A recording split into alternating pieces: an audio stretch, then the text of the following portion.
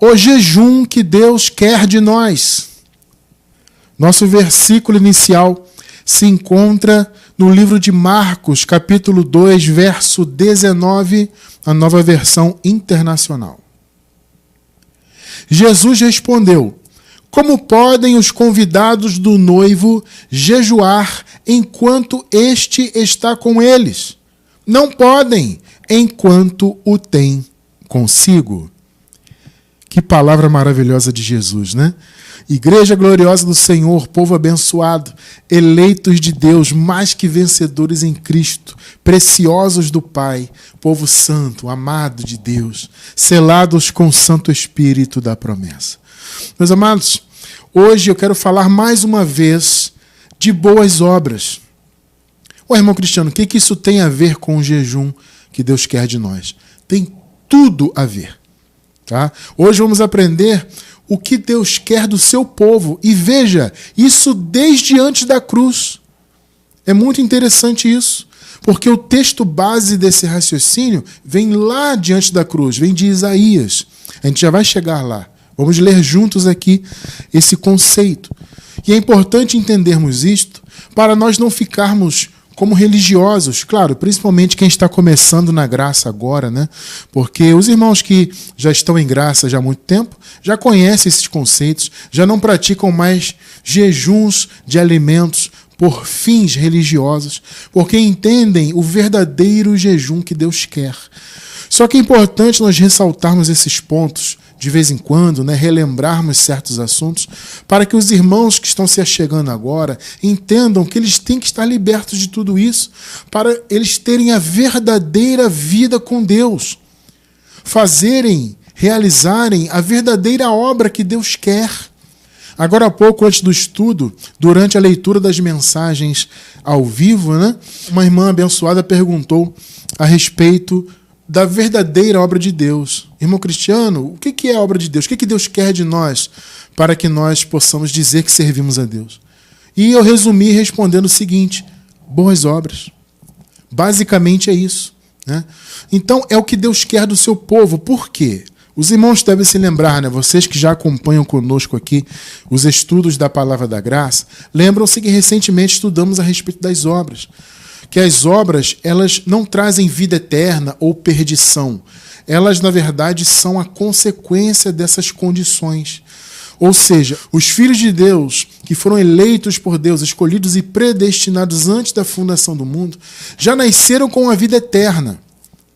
Veja, não vou adentrar muito nisso porque estudamos recentemente, tá? Eu recomendo a você que assista aos estudos anteriores a esse que você está assistindo agora, tá bom? Assista a esses estudos com muita atenção. Sempre vocês vão encontrar na descrição dos vídeos no YouTube os estudos anteriores, tá? Então, o estudo anterior a esse vai estar na descrição do vídeo e assim sucessivamente. Tá?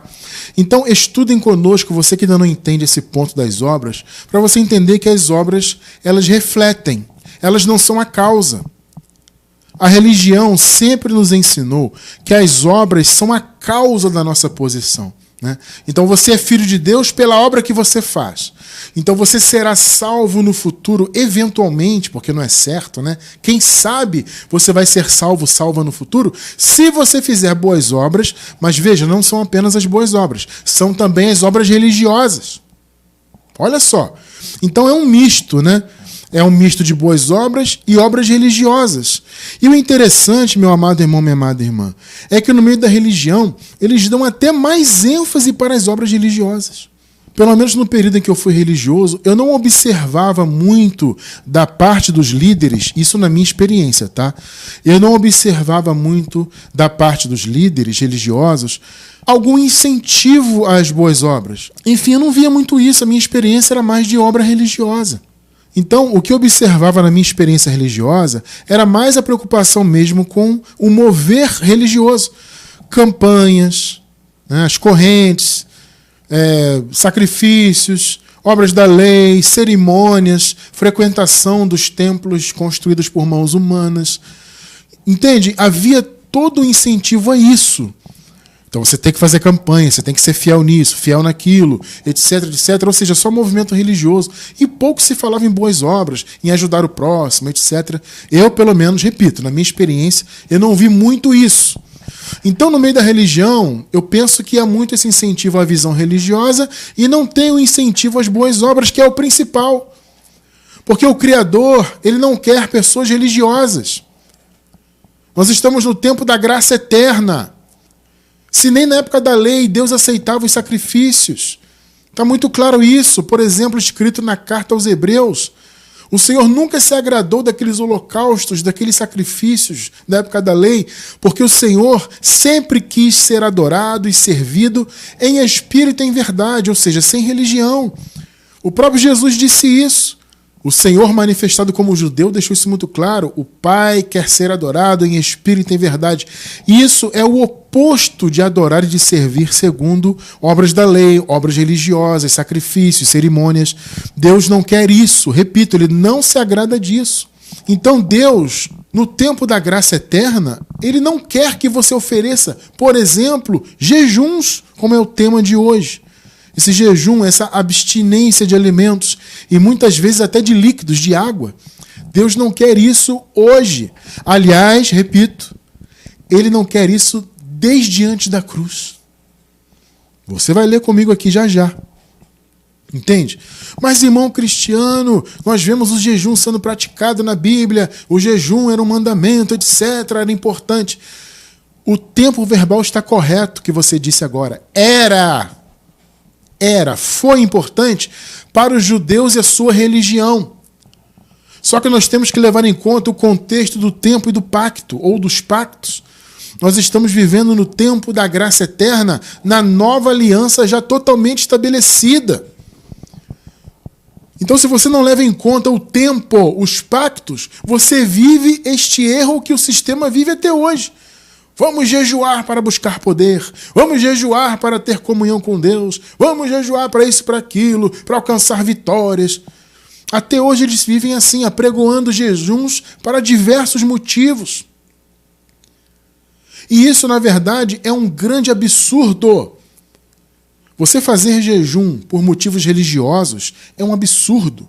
Você pode fazer por motivos médicos, clínicos. Vou fazer aqui um jejum para emagrecer, como agora tem esse conceito do jejum intermitente, né? Quero fazer para emagrecer, etc. Ótimo! Só que nós estamos falando aqui agora de jejum religioso, de jejum para ter comunhão com Deus, para ter poder, para alcançar vitória, para ter perdão de pecados, seja qual for o motivo alegado pela religião, o jejum não deve ser praticado. Entende? Não deve, nós não podemos fazê-lo. Mas, irmão Cristiano, veja, gente, o próprio Jesus disse aqui, você acabou de ler comigo, como podem os convidados do noivo, o noivo é ele, entende? Jejuar enquanto este, ou seja, o noivo está com eles. Enquanto o noivo está com eles, não podem jejuar. Jesus falou isso, não é o irmão Cristiano. O Senhor Jesus falou isso, ainda manifestado em carne antes da cruz. Olha essa coisa tremenda. Não podem, eles não podem fazer isso. Só que a igreja, chamada igreja hoje, segue fazendo. A igreja primitiva fazia? Sim, fazia. Por quê? Porque eles estavam muito próximos do cumprimento ali da lei. Entende? Muito próximos do tempo, daquele conceito todo da lei. E veja, uma boa parte da igreja ali era formada de judeus, cheios de costumes. Então, o que você observa na igreja primitiva, você não deve levar a ferro e fogo na sua vida. Porque muita coisa que acontecia ali fazia parte daquele momento de transição. O próprio apóstolo Paulo, gente, que foi o precursor da graça, ele viveu aquela transição. Então você não pode levar a ferro e fogo o que está escrito ali. Mas havia ali os judeus que jejuavam. Mas havia ali que jejuava. Jesus jejuou no deserto, né? Muitos alegam isso. Gente, olha só. Estamos no tempo da graça eterna. O novo pacto já foi totalmente estabelecido. Foi inaugurado por Jesus na cruz e foi totalmente estabelecido na queda do templo de Jerusalém no ano 70, onde houve o fim definitivo da lei com as suas práticas naquele templo de Jerusalém. Acabou aquele período. Então agora é graça eterna. Então você não tem que viver em jejuns. Vou me abster aqui de alimentos, ou de beber água, ou das duas coisas, para que eu possa buscar a Deus, para que eu possa ter comunhão. Ou então estou precisando alcançar aqui um objetivo e eu vou jejuar. Não, veja, isso é uma negativa do poder de Deus na sua vida. Não é este o jejum que Deus quer de nós. Vou dizer mais uma vez, isso é desde antes da cruz. É claro que na graça isso é muito mais. Mas desde antes da cruz, o Senhor já alertou por meio de Isaías e falou do verdadeiro jejum que ele queria do seu povo. Entende? Só que veja, o sistema religioso, nesse afã de querer aprisionar as pessoas, porque veja, gente, esse tipo de cerimônia, cerimonialismo, né, esses mandamentos, eles têm esse poder de aprisionar as pessoas. Entende? As pessoas sentem essa necessidade, até porque a nossa carne gosta de mandamentos, né? A nossa carne gosta de obras da lei, mandamentos de homens. Então a pessoa acaba se sentindo aprisionada com aquilo sem saber, né? Para ela, na verdade, ela está livre. Não, eu estou aqui no evangelho, né, entre aspas, o que ela acha que é evangelho, né? Eu estou aqui no evangelho, eu estou livre, sabe? Agora eu sou uma pessoa de Deus, então eu vou jejuar mesmo, vou pagar o preço, vou participar das cerimônias, porque eu sou de Deus agora. A pessoa no meio da religião, ela pensa que isso é ser de Deus. Ela pensa que obra de Deus é isso, é comer santa ceia, batizar-se nas águas, fazer jejum, ser fiel dizimista, usar roupas específicas, viver em proibições, em imposições. Veja, isso não tem nada a ver com a obra de Deus verdadeira. E claro, obviamente, jejuar também está longe de servir a Deus. Não é uma atitude que deve ser feita para Deus no tempo da graça. Só que existem aí muitas alegações do sistema religioso para que o jejum siga sendo praticado. E muitas dessas alegações, claro, para não dizer todas, vêm do período anterior à cruz. Então, amados, vamos ver aqui algumas dessas alegações.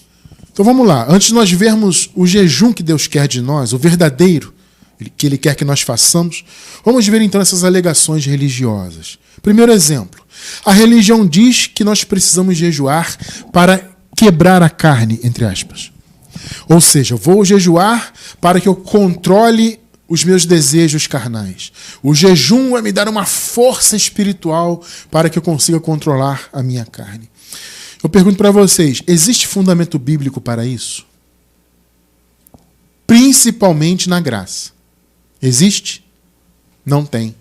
Agora vejam só o que o apóstolo Paulo fala sobre essa questão do controle da carne. Veja se Paulo cita jejum. Aliás, nós não vemos o apóstolo Paulo se referir a jejum como prática da igreja em momento algum. Você vê Paulo mandando a igreja jejuar? A gente vê o apóstolo Paulo falando para a igreja orar. Agora você vê ele falando de jejum? Você lê isso nas cartas dele, incentivando esta prática? Não tem isso aí. Agora veja o que ele fala. Por exemplo, Romanos 8, 13 e 14. Pois se vocês viverem de acordo com a carne, morrerão. Mas se pelo Espírito, olha só, está sublinhado aí na tela. Mas se pelo Espírito fizerem morrer os atos do corpo, viverão. Porque todos os que são guiados pelo Espírito de Deus são filhos, são eleitos de Deus. Perceberam, abençoados? Mas, irmão cristiano, recentemente nós estudamos com um abençoado a respeito de que a salvação ela é segura. Nós temos essa segurança justamente pela graça. Salvação não se perde, vida eterna não se perde. É verdade. Vamos abrir um parêntese aqui. Esse morrer que Paulo fala, ele está falando em relação aos filhos da perdição, gente. Por quê? Porque quem é guiado pela carne é filho da perdição. Percebe? Esse é o ponto no contexto aqui de Romanos 8. Amados, se vocês lerem aqui o contexto de Romanos 8, vocês vão observar Paulo dizendo o seguinte, olha, se alguém não tem o Espírito de Cristo, esse tal não é dele. Pegou?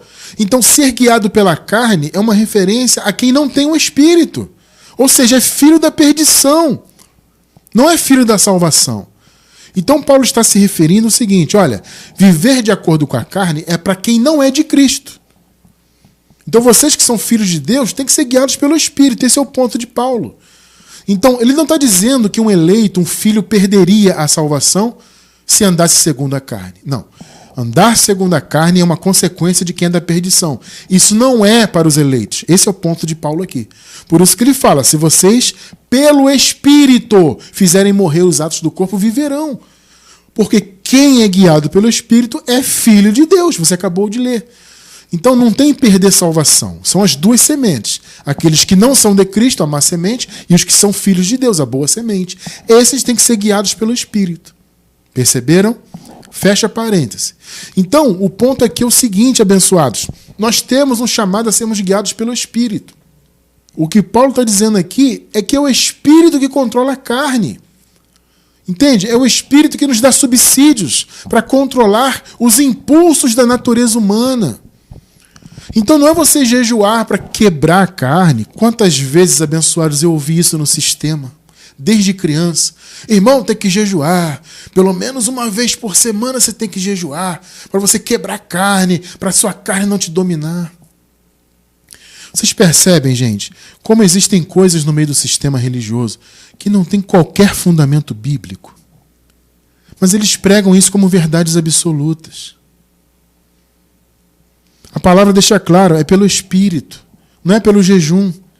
Mas, irmão Cristiano, como assim pelo Espírito? É pela palavra, gente. A palavra é a espada do Espírito. Ela é um instrumento do Espírito em nossas vidas. Então, o Espírito Santo, habitando em nós, ele utiliza a palavra revelada do Evangelho para guiar a nossa vida. Então, é através deste conhecimento, que nos dá muita força, que nós conseguimos, então, vencer as obras da carne. Se você está atento à palavra, você consegue vencer isso. É pelo Espírito, não é por jejuns. Mas a religião criou isso. Não, é pelo jejum. Você tem que fazer o jejum para quebrar a carne. Não faz sentido isso aí. Gálatas 5, 24 e 25. Os que pertencem a Cristo Jesus crucificaram a carne. Olha só, gente, os que pertencem a Cristo. Como eu falei para vocês agora há pouco, quando Paulo fala lá em Romanos, daqueles que viviam sendo guiados pela carne, sobre ser conduzido pela carne, viver em obras da carne, ele estava falando daqueles que não eram de Deus. Então aqui aos Gálatas ele diz, os que pertencem a Cristo já crucificaram a carne, com as suas paixões e os seus desejos. Por quê? Porque é guiado pelo Espírito. Perceberam? Se vivemos pelo Espírito, andemos também pelo Espírito. É andar pela palavra do Evangelho. Então, onde você vê jejum aqui para quebrar carne? Não tem isso aí, isso é bobagem religiosa. Ah, vou ficar aqui sem comer um tempo para eu quebrar a carne. Pelo contrário, você vai até fortalecê-la. Então, isso não tem cabimento nenhum. Vocês querem ver uma outra alegação religiosa? Jejuar para purificar os pecados. Eles dizem assim, ó, vocês têm que confessar os pecados, né? Então, além do batismo de João, para limpar o pecado supostamente, vocês também têm que viver confessando os pecados, né? Então confessem os pecados aí, mas só que vocês têm que estar em jejum de preferência.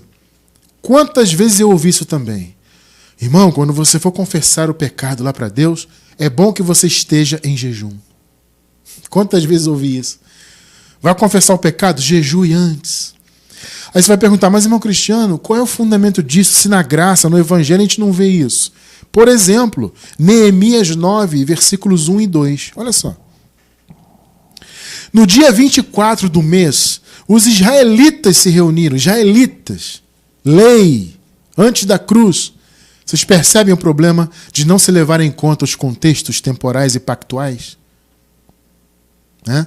Os israelitas se reuniram, jejuaram, vestiram um pano de saco e puseram terra sobre a cabeça.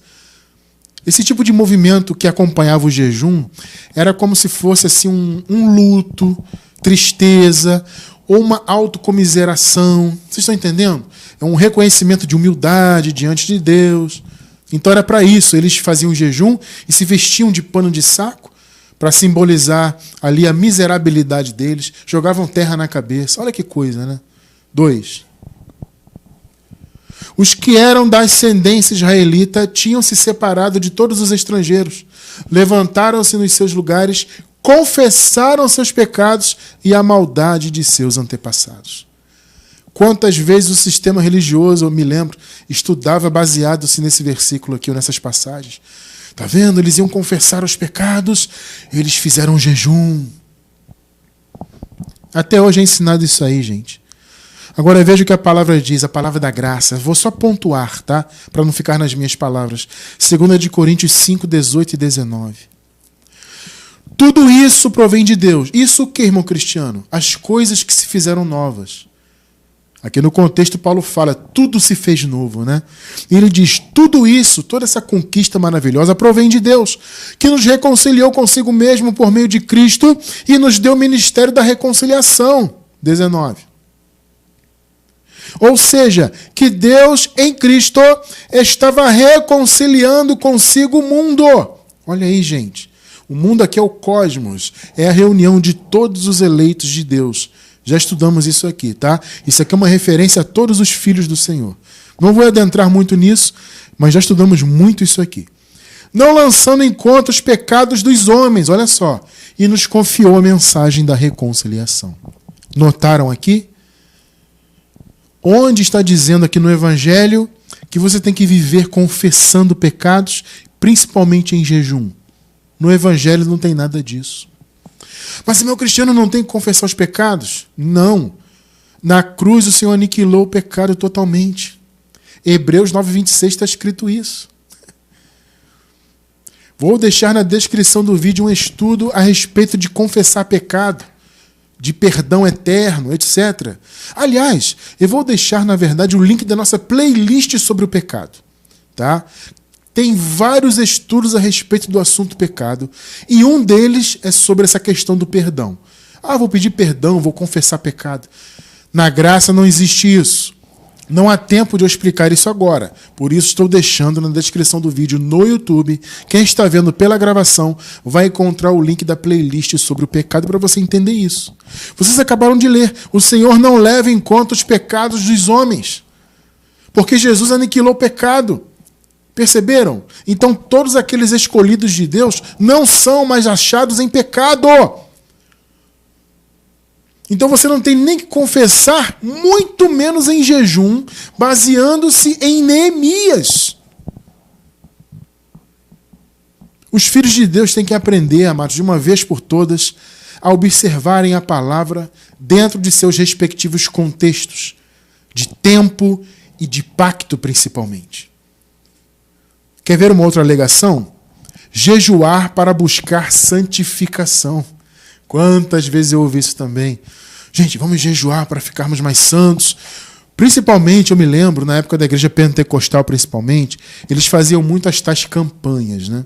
Então nós que éramos obreiros, e eu era um obreiro desde quase criança, né?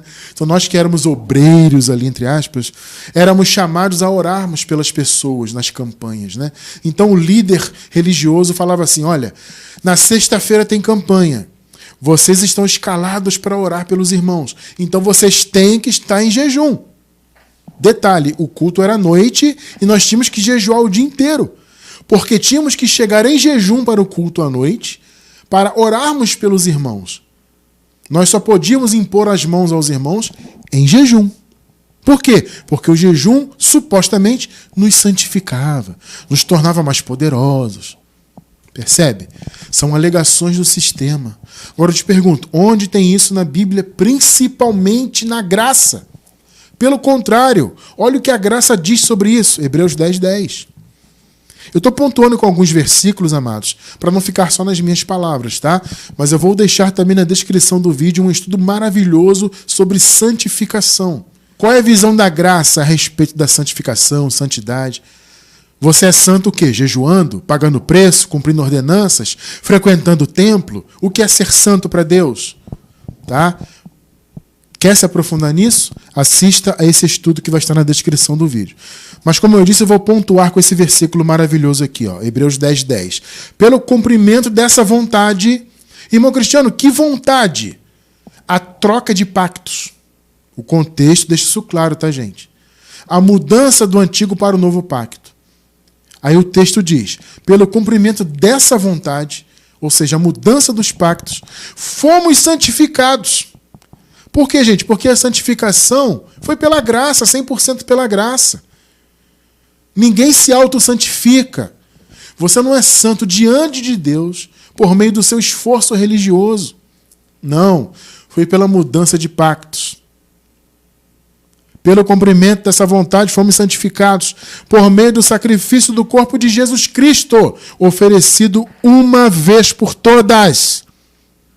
Então, todos os filhos de Deus são santos diante de Deus, pela mudança dos pactos que aconteceu devido à morte e ressurreição de Jesus. Não tem nada de jejum nisso. Eu estou no tempo da graça, Jesus morreu, ressuscitou, já me deu o seu Espírito Santo, ainda assim eu vou jejuar para ser santo. Ora, como assim? Outra alegação, jejuar para buscar poder. Vou buscar poder no jejum. É o mesmo exemplo que eu dei das campanhas que nós fazíamos no sistema. Quando nós éramos escalados para orar pelos irmãos na campanha, nós tínhamos que jejuar para estarmos santos, né? E também para buscar poder. Olha, você tem que jejuar para buscar poder. Vai que um demônio se manifesta. Vai que acontece algo assim extraordinário. Você tem que estar poderoso. Então o jejum te dá poder. O jejum te santifica. Onde tem isso aí? Não tem. Não na graça. Irmão cristiano, se não tem na graça, qual é o fundamento deles? Um exemplo clássico é a história de Esther. Vamos ler? Esther 4,16. Vá reunir todos os judeus que estão em Suzã. Aqui é Esther, que era rainha. Tá? Ela estava aqui dando uma ordem para Mardoqueu, que era o seu primo. Por quê? Porque tanto ela, Esther, mesmo sendo rainha, Mardoqueu e todos os demais judeus, israelitas, estavam a ponto de morrer. Estavam sofrendo ameaças de morte. Tá? Então Esther deu essa ordenança ao seu primo, né? Mardoqueu era o seu primo, que inclusive a criou, né? Ele era então seu primo e também seu tutor. Mas nesse momento aqui, ela era rainha, né? Então ela deu essa ordem, porque eles estavam sofrendo perseguição e ameaça de morte. Ela disse assim para Mardoqueu: vá reunir todos os judeus que estão em Suzã e jejuem em meu favor. Eu pergunto para vocês já não ouviram muito isso no meio do sistema? Irmão, jejuem em meu favor, abençoado. Aliás, abençoado não, que eles nem usam esse termo, né? Jejuem por mim, irmão. Faz um jejum forte aí para mim, meu irmão. Porque eu estou precisando, eu estou na luta, estou pagando preço, está acontecendo isso na minha vida. Então, irmão, tem que jejuar por mim. Jejua aí. Tá vendo? O fundamento deles é a antiga aliança. Isso aqui cabia na época da antiga aliança, na época de Esther. Entende? Era um recurso da religião dos judeus. Então, cabia naquela época, ponto. Só que eu pergunto, qual é a época que nós vivemos? Nós vivemos na época da lei, na época de Esther, de Isaías, de Davi, de Salomão? Não! Nós vivemos na era de Cristo, que é a era eterna, nova aliança. Então aqui cabia. Só que o sistema traz esses textos do Antigo Pacto para o Novo. Vá reunir todos os judeus que estão em Suzã e jejuem em meu favor. Continuando. Não comam nem bebam durante 3 dias e 3 noites. Não comam e nem bebam. Tá vendo? O jejum era bem rigoroso ali, porque era uma situação terrível, né? Eu e minhas criadas jejuaremos com vocês. Quer dizer, a Esther também não abriu mão, né? Então vocês vão jejuar e nós também. Depois disso, irei ao rei, ainda que seja contra a lei. Se eu tiver que morrer, morrerei. Então a Esther foi uma mulher ali corajosa, né? E veja, na história eles venceram. Ela não foi morta, nem Mardoqueu, nem os israelitas. Então houve vitória, houve antes da cruz. É um recurso religioso dos judeus. Percebe? Deu resultado ali. Só que nós estamos na graça. Eu não tenho que buscar poder em jejum nenhum. Eu não tenho que buscar poder em campanha, passar um óleo na cabeça, sacrificar daqui e dali, buscar poder em templo. Vou no templo buscar Deus, buscar o poder. Não tem isso aí. Olha só o que a palavra da graça fala sobre isso. Romanos 8:37. Mas em todas estas coisas, irmão cristiano, quais eram aquelas coisas, ou quais são essas coisas que Paulo está falando aqui? Gente, Paulo está citando no contexto diversos problemas e situações que ele havia vivido por causa do ministério. Muitas lutas, perseguições, dificuldades, coisas terríveis. E Paulo fala, em todas estas coisas, até eu diria em outras palavras, apesar dessas coisas, somos mais que vencedores por meio daquele que nos amou. Olha só a sua posição, meu irmão, minha irmã. Mais que vencedor. Mas, irmão cristiano, eu estou vivendo aqui uma circunstância muito difícil. Gente, infelizmente, ninguém está livre disso. O próprio Jesus disse: no mundo vocês vão ter aflições, mas tenham bom ânimo, eu venci o mundo. Ou seja, nós somos em Cristo mais que vencedores. Não importa a circunstância. Circunstâncias vêm e vão. Mas a nossa posição de filhos de mais que vencedores permanece para sempre. Então, mesmo que você esteja vivendo um momento difícil hoje, ele vai passar. E você vai continuar sendo mais que vencedor. Por quê? Porque essa posição vem do amor de Deus por nós, gente. Ser mais que vencedor, gente, não é uma posição circunstancial. Eu venci aqui uma situação, né? Consegui aqui uma vitória, alcancei aqui um objetivo, eu sou mais que vencedor. Não. Essa posição de mais que vencedor é do amor de Deus para conosco, é fruto disso. Então, independentemente de circunstâncias da vida difíceis ou fáceis, ruins ou boas, você sempre é hoje e sempre será mais que vencedor, mais que vencedora. Por quê? Porque Deus te ama. Então, não existe isso de você jejuar para vitórias. A Esther precisava de uma grande vitória ali para ela e para o seu povo. Mas Esther estava no tempo da lei. Nós estamos na graça eterna. Efésios 3:20.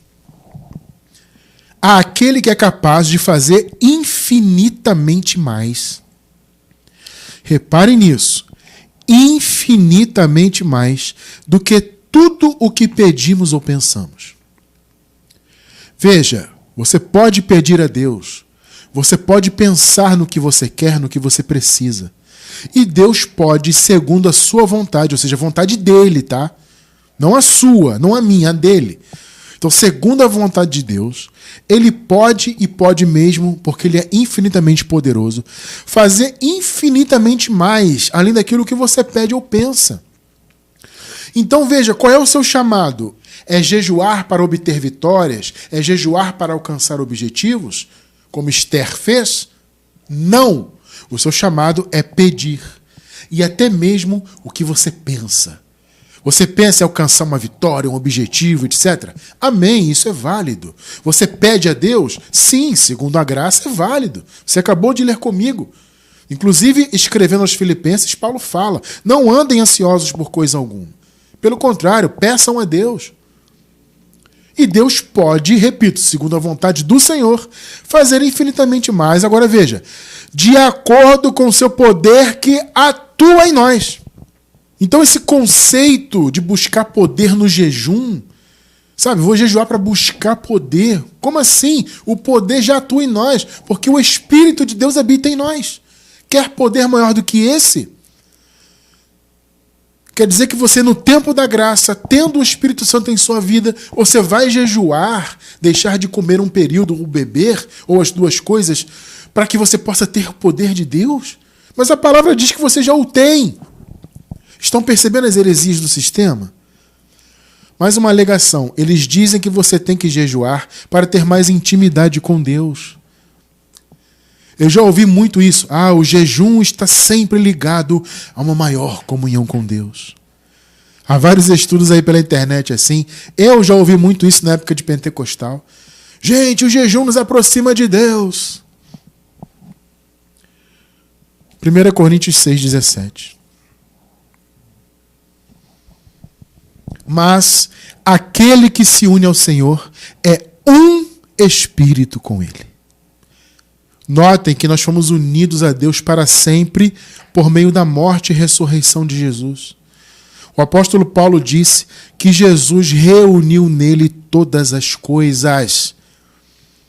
Então nós fomos reunidos no Senhor, nós somos um nele.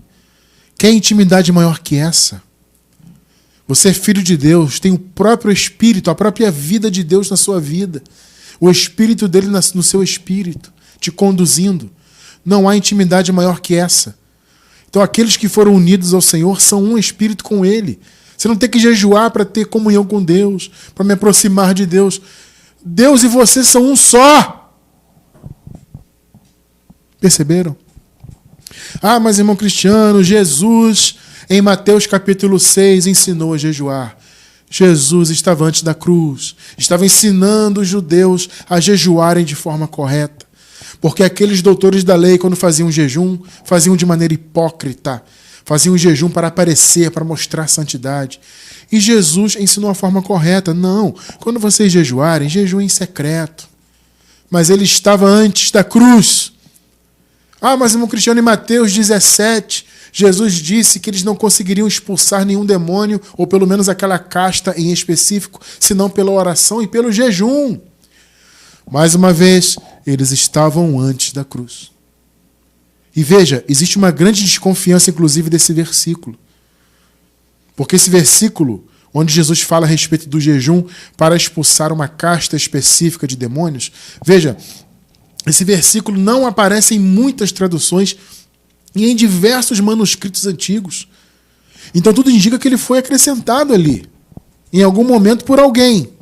Mas veja, eu não vou partir nem desse argumento. Vamos imaginar, vamos partir do princípio que esse versículo existe, que Jesus de fato falou isso. Eles estavam antes da cruz.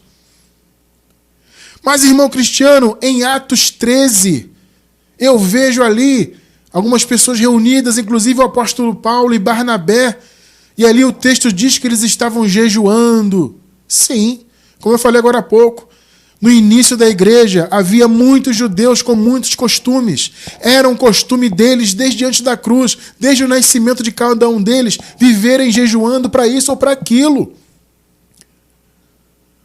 Então, antes do amadurecimento da igreja, que veio com a revelação da graça por meio de Paulo, o próprio Paulo praticou muitas coisas da lei. Ele, Paulo, disse isso. Como eu falei no início, não é porque você vê no registro histórico ali de Atos, na igreja primitiva, alguém jejuando, que você tem que levar isso a ferro e fogo. Porque não faz parte do costume da igreja. Isso era um costume judaico, que foi incorporado na igreja, pelo menos no seu início. Como eu falei, é só você observar, o apóstolo Paulo nunca ordenou a igreja a fazer jejuns. Não tem qualquer registro nisso aí na palavra.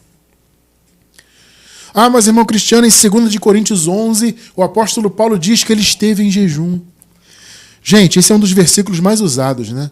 Ah, vocês da graça dizem que não tem que jejuar, mas o apóstolo Paulo, que pregou a graça primeiro, disse que estava em jejum muitas vezes. Claro, primeiro porque ele fez muitas coisas dos judeus.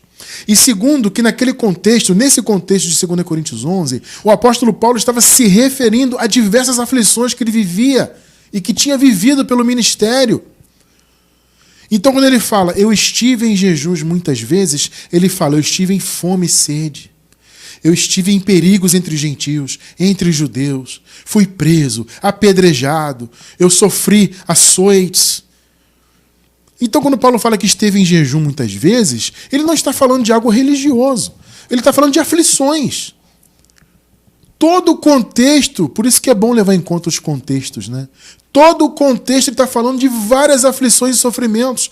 Então, estar em jejum era um desses sofrimentos. Estar em jejum era o quê? Era passar dias sem ter o que comer. Por isso ele cita, estive em fome e sede, em jejum muitas vezes. Porque devido ao ministério, andar para lá e para cá, ser preso, isso e aquilo, ele ficava dias sem comer. Aí o cara vem, pega esse versículo e diz, está vendo? Paulo jejuava. Ué, você não quer receber açoites também?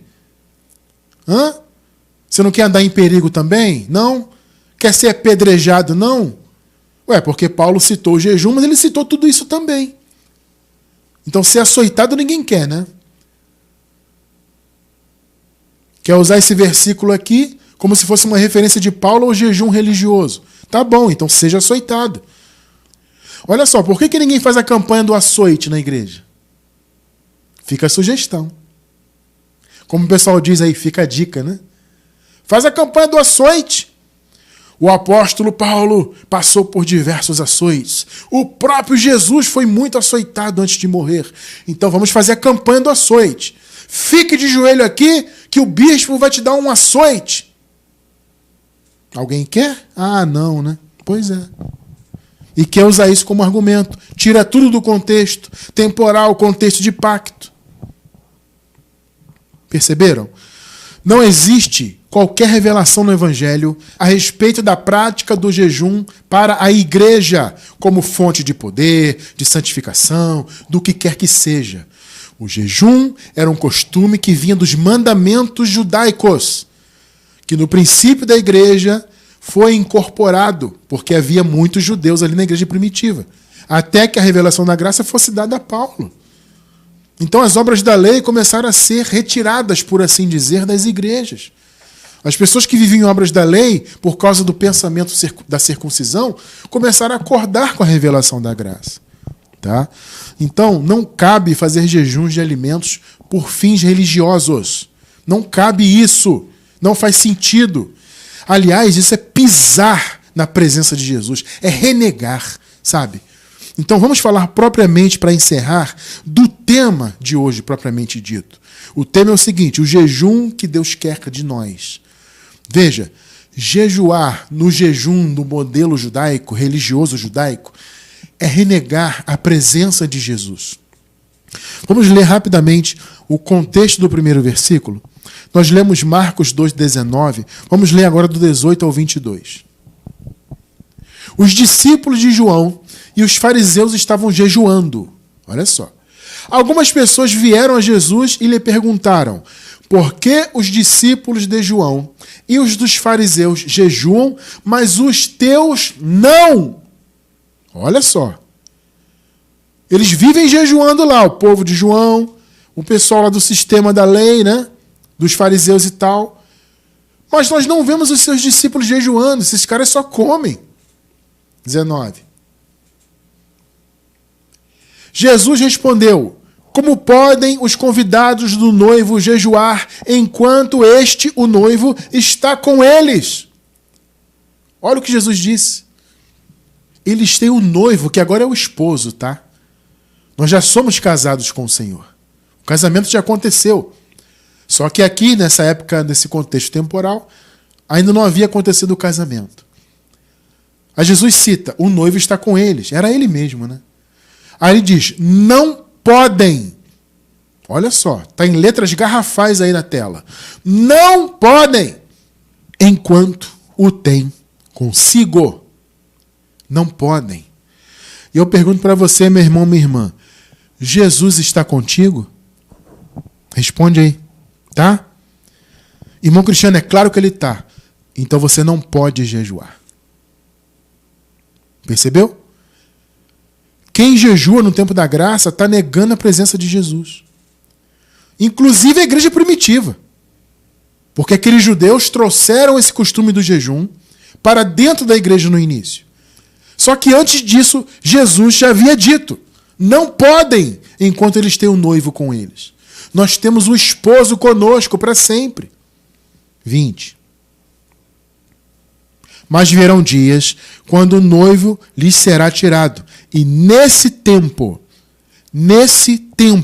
olha a ênfase, nesse tempo jejuarão. Eu pergunto: quando que o noivo foi tirado? Quando ele morreu e ressuscitou. Antes de ressuscitar, no caso. Ali eles jejuaram. Por quê? Porque o jejum também era um apontamento de tristeza, de luto. Entende? Então o jejum tinha a ver com o luto também. Então quando os judeus estavam em luto, eles também jejuavam.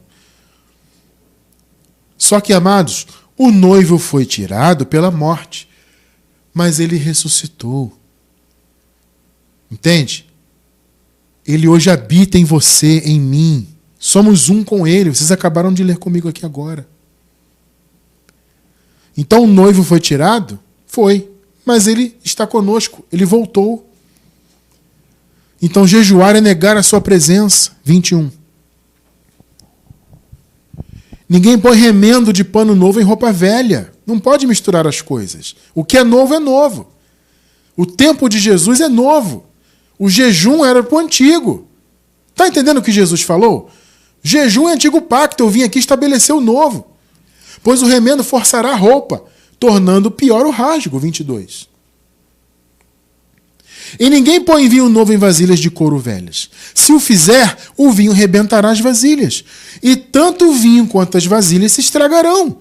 Pelo contrário, põe-se vinho novo em vasilhas de couro novas. O novo é novo, tem que estar alinhado com o novo. Jejuar no tempo da graça não faz sentido. Perceberam? É vinho novo em odres novos, vasilhas de couro novas. Né? Nós estamos no tempo do vinho novo, gente. E será novo para sempre. Estamos no tempo dos odres novos, ou seja, as vasilhas de couro novas. Entende? Eu não tenho que misturar o remendo novo em pano velho. O pano velho fica para trás. A roupa inteira tem que ser nova. Entende? Na graça, a nossa roupa, entre aspas, é nova. Agora, se você jejua, você está costurando um pedacinho de remendo novo em toda uma estrutura velha. Isso não dá certo. Então, o jejum que Deus quer é esse aqui. Uma palavra que vem lá de Isaías. Como eu disse no início, desde antes da cruz, o Senhor apresentava o jejum que ele queria de verdade. Observe. Isaías 58, do 5 ao 11. Será esse o jejum que eu escolhi? Que apenas um dia o homem se humilhe, incline a cabeça como junco e se deite sobre o pano de saco e cinzas? Olha só. Irmão Cristiano, o que é o junco? Junco, gente, era uma planta que dava muito na água naquela época, tá? Era uma planta fininha e bem comprida. Então, quando o vento batia nela, aquela planta quase deitava totalmente. O texto se refere a isso. Sabe aquele movimento que as pessoas faziam de ajoelhar e colocar a cabeça no pó da terra, né? Aquela oração, aquele tipo de oração religiosa dos judeus, que os muçulmanos fazem até hoje, inclusive. Aquilo era se ajoelhar como junco. Então, o Deus está perguntando aqui, é isso que eu quero? Que vocês se humilhem, que inclinem a cabeça como um junco e se deite sobre pano de saco e cinzas? É isso que vocês chamam de jejum? Um dia aceitável ao Senhor? 6. O jejum que desejo não é este: soltar as correntes da injustiça, desatar as cordas do jugo. Olha só. Isso aqui tem ou não tem a ver com a graça, gente? Pensa bem. É um texto do Antigo Pacto, mas eu o enxergo como um texto profético.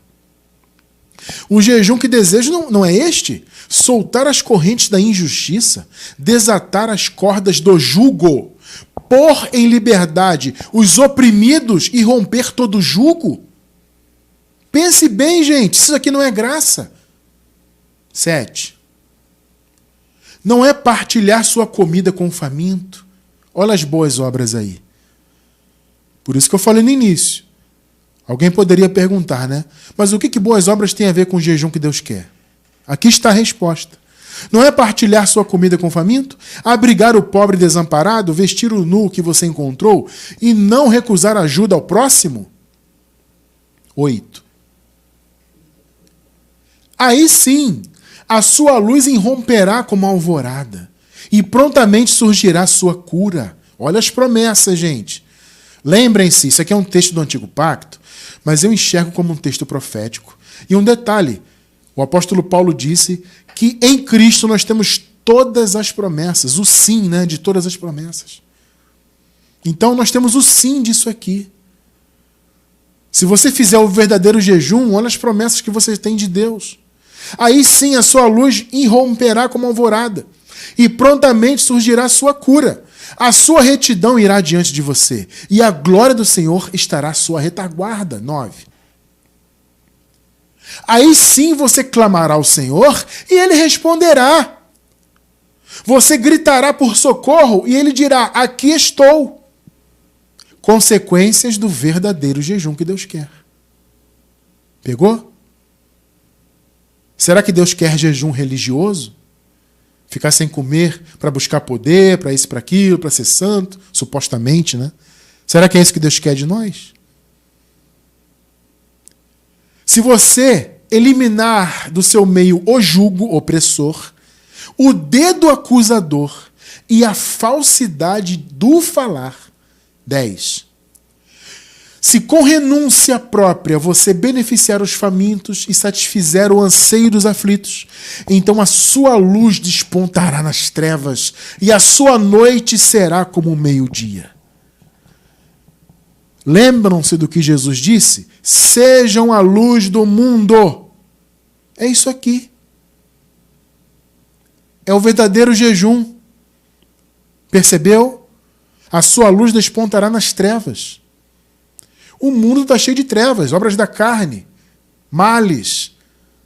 Mas se nós fizermos o verdadeiro jejum que Deus quer, a nossa luz vai brilhar no mundo. E você viu as promessas? Você vai clamar, Deus responde. Você vai pedir socorro, Deus diz, eis-me aqui, eu estou aqui. Isso aqui é uma palavra tremenda, meu amigo, minha amiga. Meu irmão, minha irmã. Isso aqui é uma revelação tremenda. 11. O Senhor o guiará constantemente, satisfará os seus desejos numa terra ressequida pelo sol e fortalecerá os seus ossos.